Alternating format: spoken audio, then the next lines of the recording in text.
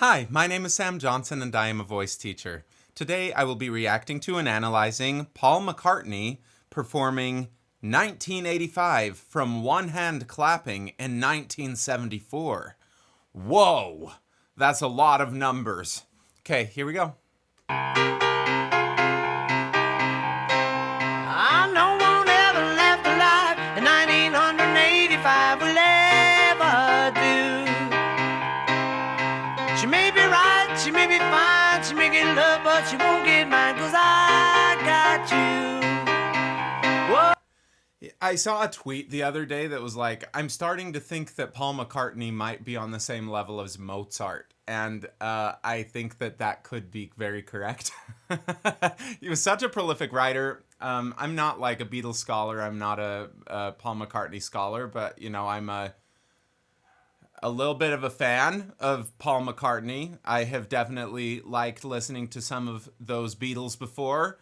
And he is definitely one of my favorites of them. How prolific of a writer he is and the ability to do a little bit of everything. He is one of the best songwriters, in my opinion, that, you know, the world has ever had. The ability to be able to sing in such an iconic rock voice while also doing that kind of composition is a really special thing.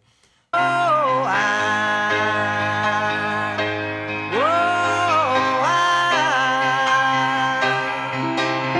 just can't get enough of that sweet stuff my little lady gets behind.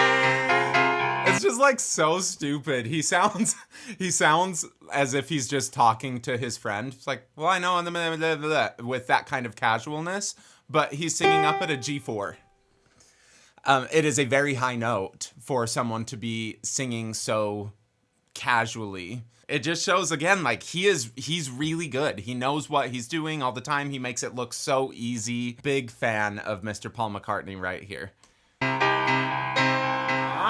My mama said a time would come when I would find myself in love with you. I'm just gonna pretend this is like 100% a live take because I think that it is.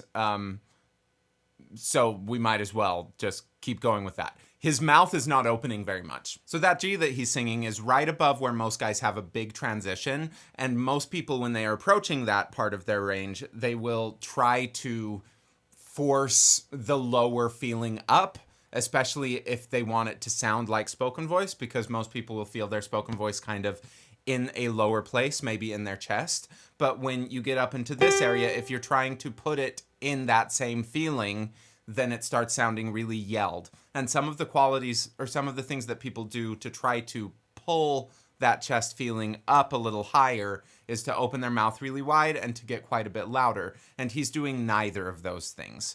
And it's not like a, wow, he's so skilled, he's able to do this without opening his mouth and without getting louder. It is a because he is not opening his mouth and he is not getting any louder as he approaches those top notes, that it's allowing it to move up into his mix. I call that a mix voice because it sounds like full voice. It sounds like chest voice, but I bet that he doesn't feel it completely in his chest. Very good.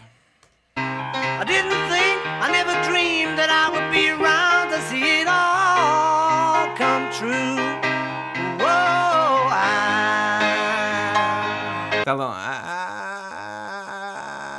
kind of sound. I think that's some sort of vocal fry coming in. A lot of times people hear that kind of dirtiness and they think, oh, they're just doing a lot of drugs and they're wrecking their voices. And maybe that's true also, but I don't think it is. It's kind of like if you're just talking like this, it's just like this almost Britney Spears-y kind of voice. Vocal fry, like a lot of people talk like this, but if you're able to take that same sort of sound and add it while you're singing on a note, then we can get this kind of roughness that sounds really interesting, but that probably doesn't feel much more like if you're just doing this kind of stuff. It probably doesn't feel much more than what it feels when you do that.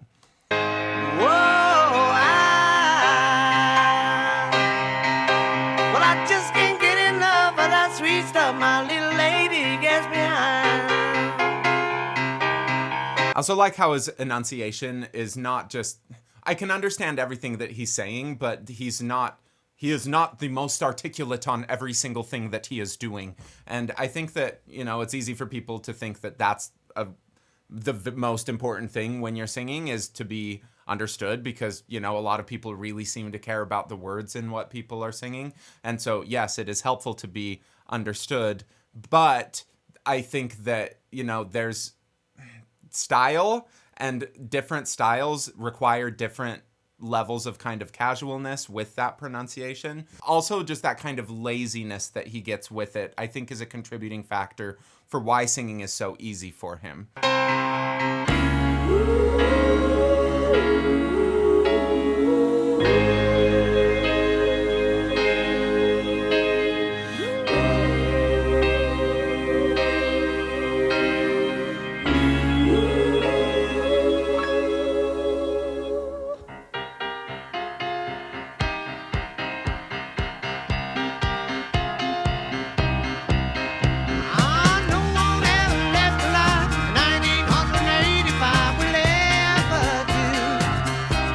So I don't know how live any of this is. That's why it's fun to just pretend.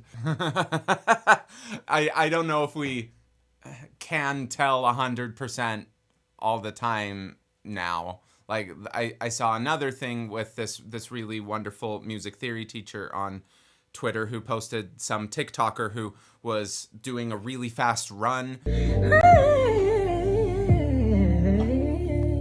And her run was just the most angelic, perfect thing ever. And in the in the comments of it, people were arguing about whether it was auto-tuned or not, whether there was pitch correction.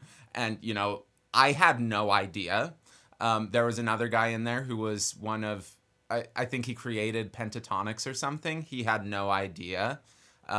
People were guessing both ways. It took someone taking her audio file, putting it into Melodyne, and seeing that everything is perfectly right on makes us think, yes, that was corrected, because even if you are doing this perfectly well, which she was probably doing it about as well as you could even before the correction, which is why when you add the correction, it's not super duper noticeable. So things like that are making just telling if there is computer involvement really difficult. We look back at stuff like this, it's obviously been a few different takes cut together, but he is moving his mouth in a very similar way between the takes, or between the visual takes. And I think that because he is such a good singer, he's probably not doing much differently when he's lip syncing versus when he was actually singing live and recording. He probably was singing live as well. Anyway, we just don't know. She may be right, she may be fine, she may get love, but she won't get mine, 'cause I got you. Good. On that I, he opened it a little bit more. It got some of that yellier kind of quality, versus on the make, it had more of that E. Make you mine, versus make you mine.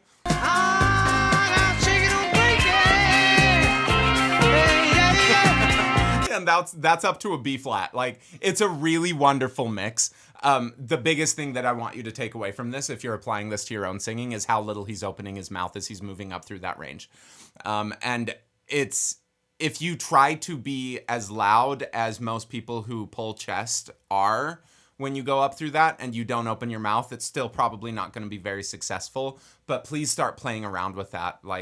I actually have a book coming out soon called Open Your Mouth. I've kind of been going back and forth since I've been obsessed with people not opening their mouth as much.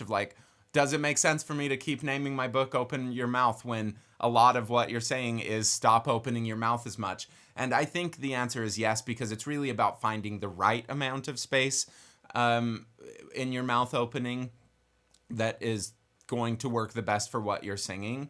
And he is doing just things that are worth imitating.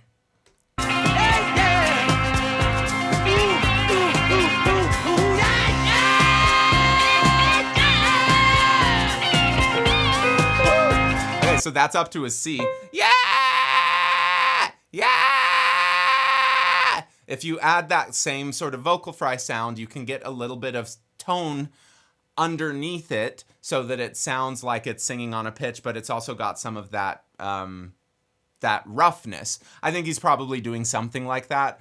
When I did that, I felt it 100% in my head. I don't know if he felt more pressure than what I was just singing with, because what I was doing right there was very, very low pressure. But you get up into these really high places and you can make sounds that sound very full and high pressure without using a ton of pressure sometimes. When you get high enough in like a falsetto, there's this weird phenomenon. Everything just starts sounding more intense again. Versus that one where he went into whoop timbre, woo, and that ooh makes it like, I would call that a full falsetto versus the one before that I would call more of a mix, even though we're almost on the same note. We're within a third, you know, it's up in the same region.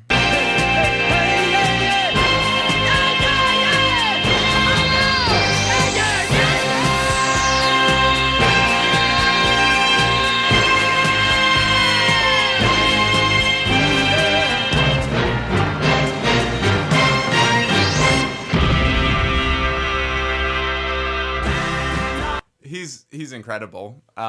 Really, really amazing singer. Most of those ad-libs at the end, I doubt that they were like planned out. I'm going to make exactly this now, and now I'm going to make this and now I'm going to make this I think it's really important for all singers to practice improvising and being okay with just whatever comes out of my mouth is fine. When we're practicing, I do think there's value in knowing like, okay, this vowel sound generally works best for me. I'm going to aim for something like that.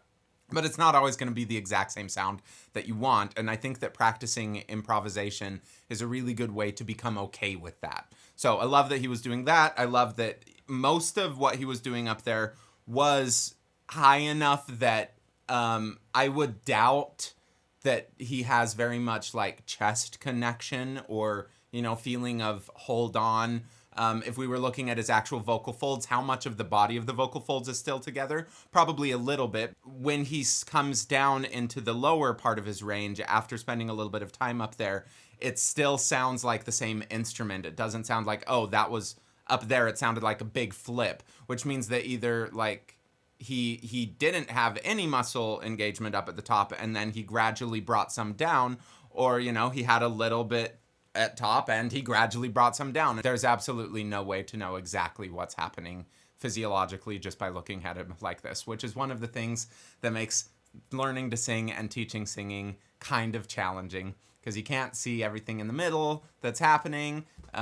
We have limited information, mostly, you know, what we can see and what we can hear, and then we have to make a lot of educated guesses and then devise little experiments to test those guesses and try to manipulate all of these parts without being able to see them. Paul is great.